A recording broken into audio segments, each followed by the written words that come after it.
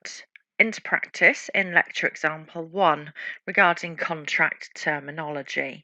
This is very indicative of the assessment style, where we have a mini scenario to start us off.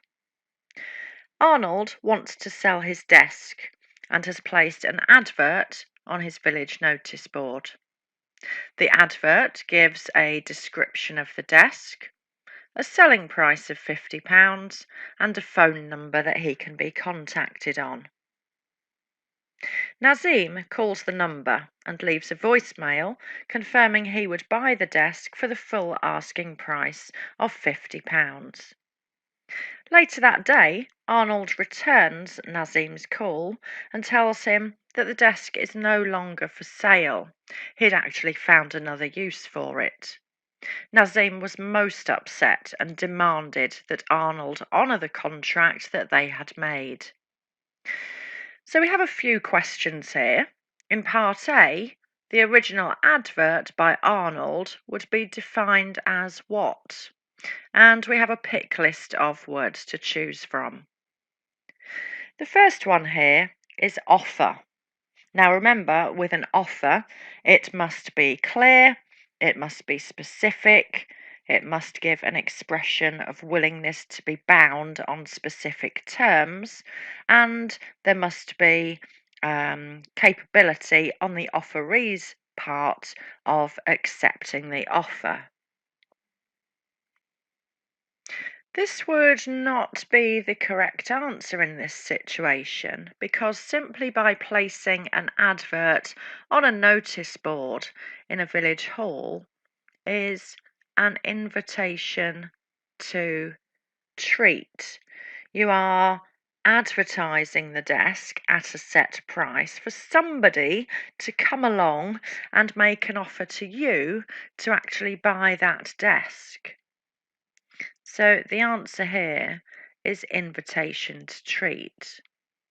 Now let's run through the other options that we've got here just to remind ourselves about what they are. We have a counter offer. We use the example here of my car being £8,000. Somebody coming along and saying, well, no, I'll give you £6,000 for the car. This actually terminates the original offer. The counter offer can then be accepted or not. And this isn't the situation that's happening here. Nazim is actually saying he will pay the £50. Consideration is something of value. It doesn't have to be a large amount. It's not the correct answer here. It's just something of value.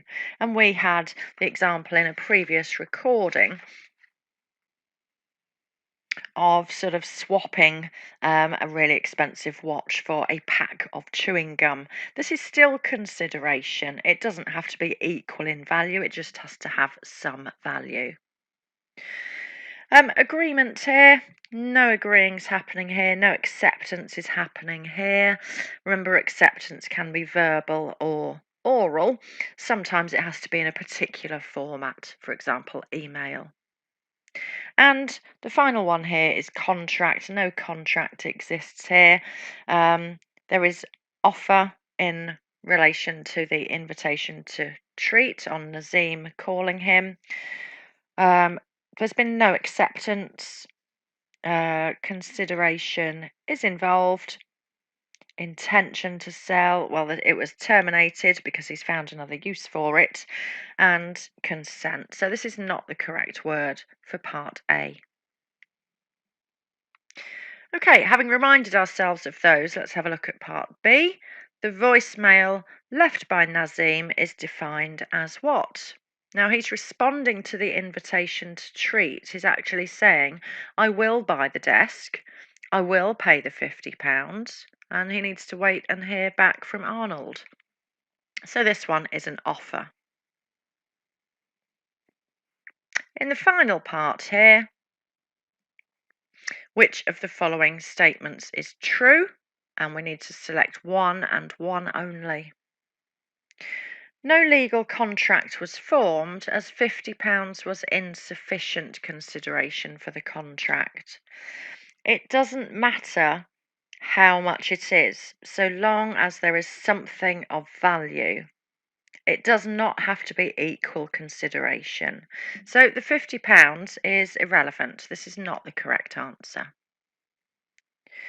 In part two, a legal contract was formed and Nazim could now sue Arnold for a breach. This is incorrect because for a legal contract to be in place, we need the offer, acceptance, consideration, intention, capacity, and consent, and we don't have these. The third one, no legal contract was made. Correct. Just been through those elements. No legal contract was made as agreement was not reached. That's correct. Between Arnold and Nazim. So this is our correct answer. The final one here, just for completeness, the sale of the desk would only be legally binding if a written contract were prepared, and as we've discussed already, it doesn't have to be written acceptance, it can be verbal.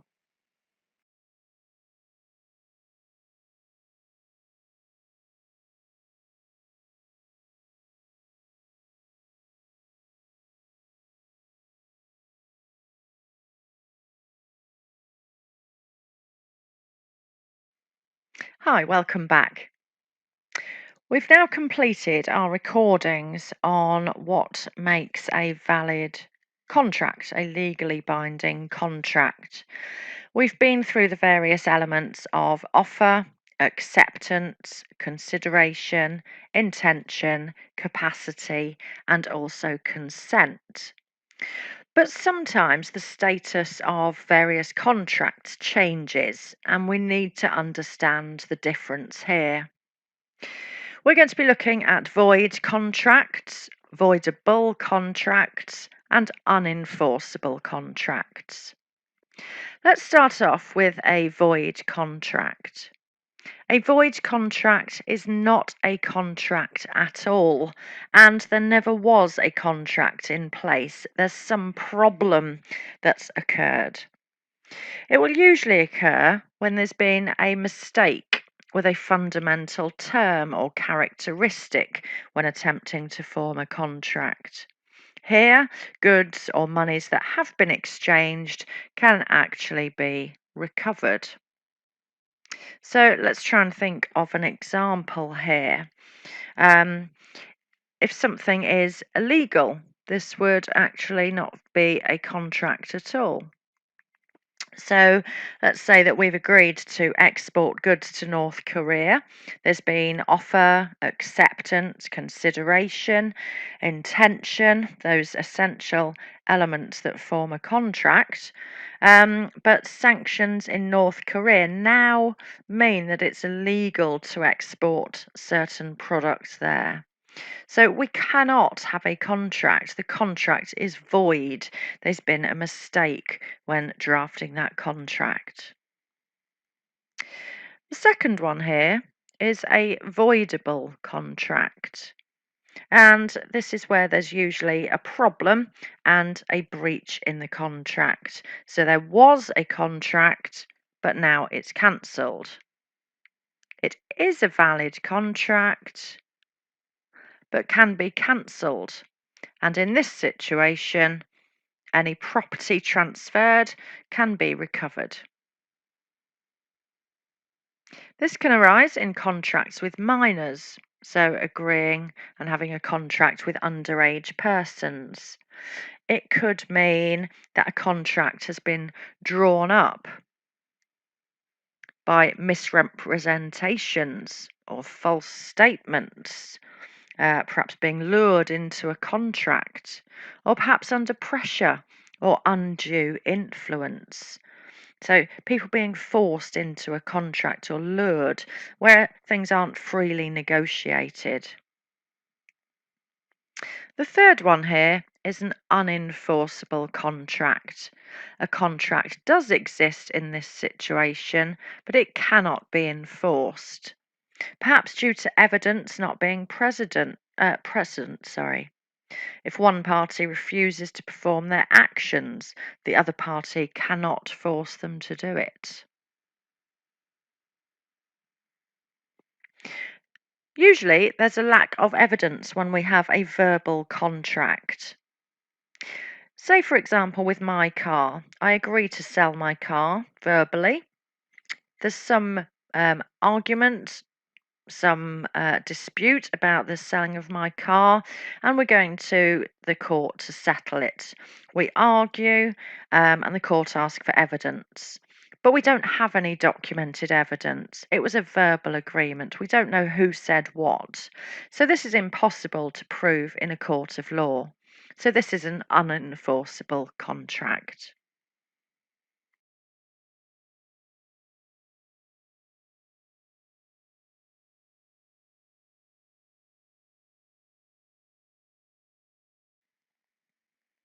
Let's now have a look at the section called Discharge of Contract. This is all about the end of a contract.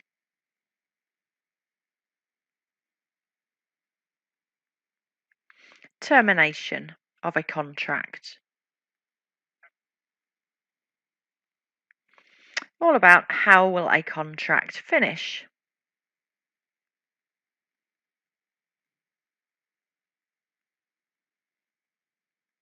And there are 4 different ways that a contract can finish.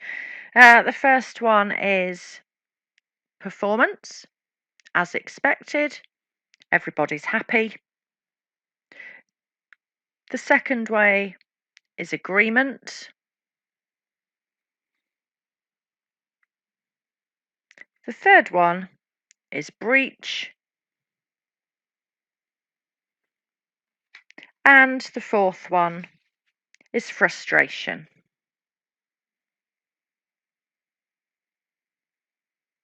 And we're going to go through each of these in turn.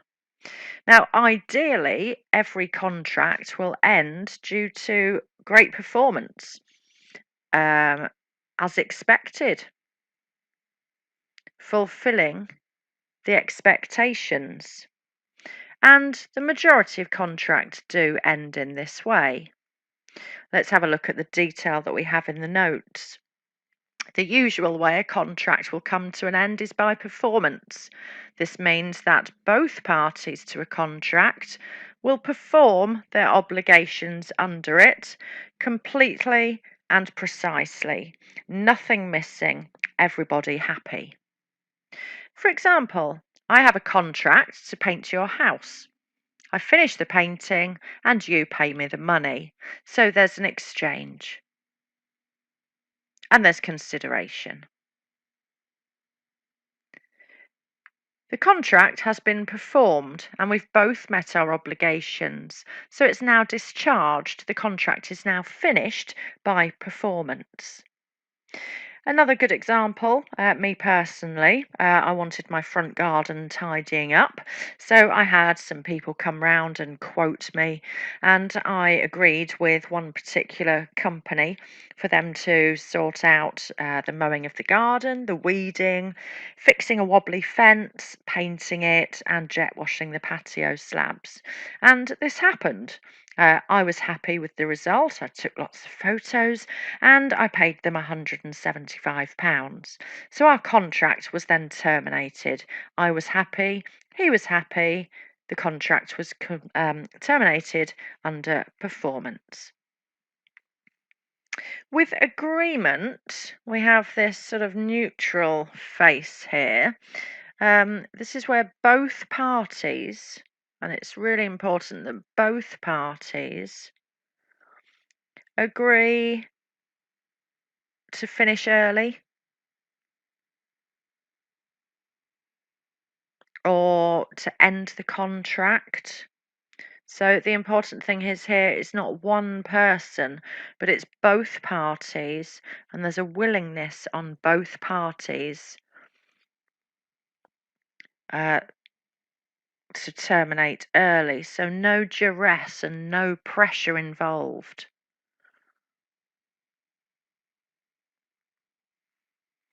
So, under this one, a contract may only be partially completed, but if both parties agree to end it early, then this will also end the contract. It is absolutely crucial here that there's an agreement between the parties.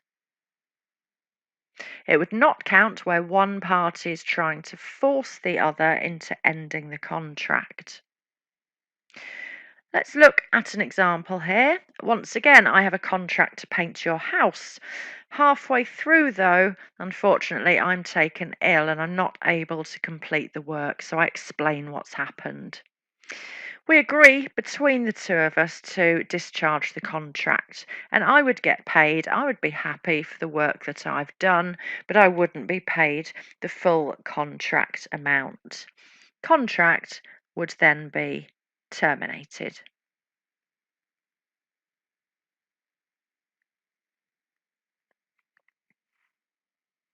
The third one is a breach. We have our unhappy face here. This is where one party does not do what they're supposed to.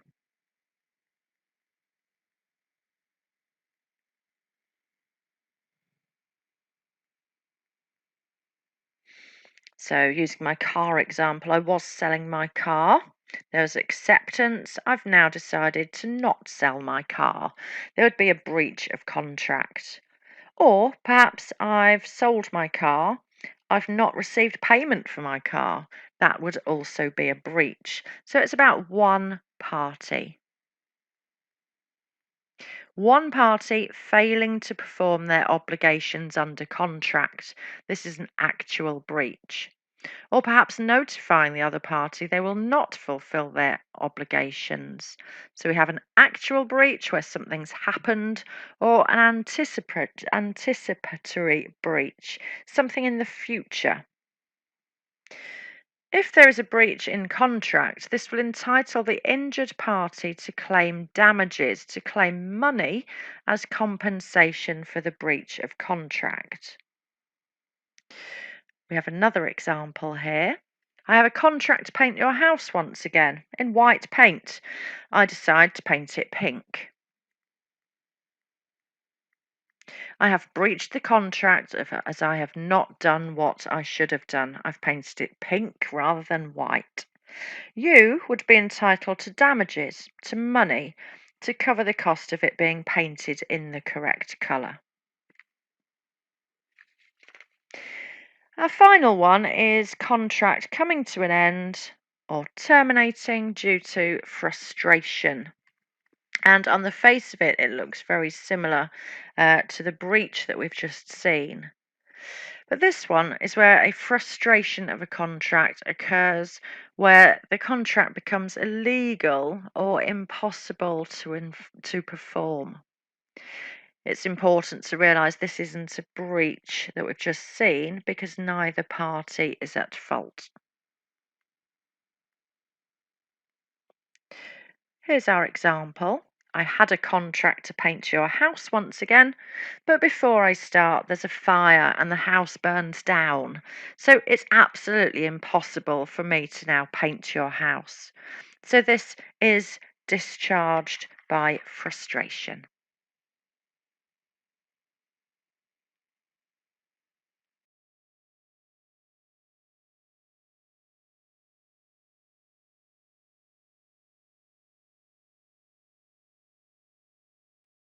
Welcome back. Having looked at contract law and the formation of contracts, we finish off this chapter by looking at what happens when a contract is broken or if a contract is breached. A breach of contract happens when the obligations of a contract are not fulfilled or met. The party not meeting them will be in breach of contract. They will have failed to perform. Or it could be that I tell you in advance that I'm not going to fulfill the contract, and this is known as an anticipatory breach. Let's quickly have a look at a diagram. So here's my timeline. At this point here, we enter a contract. And that contract may well be that I agree to hire you something in 3 months' time. So this 3 months' time is our performance date. If I fail, for example, to hire you that piece of equipment, then the performance date will be the breach date.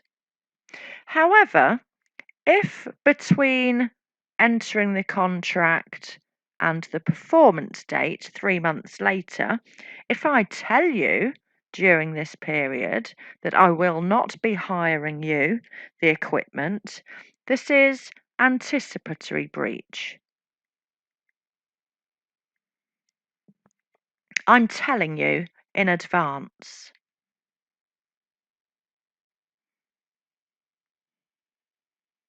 In a breach situation, the injured party may be entitled to some form of compensation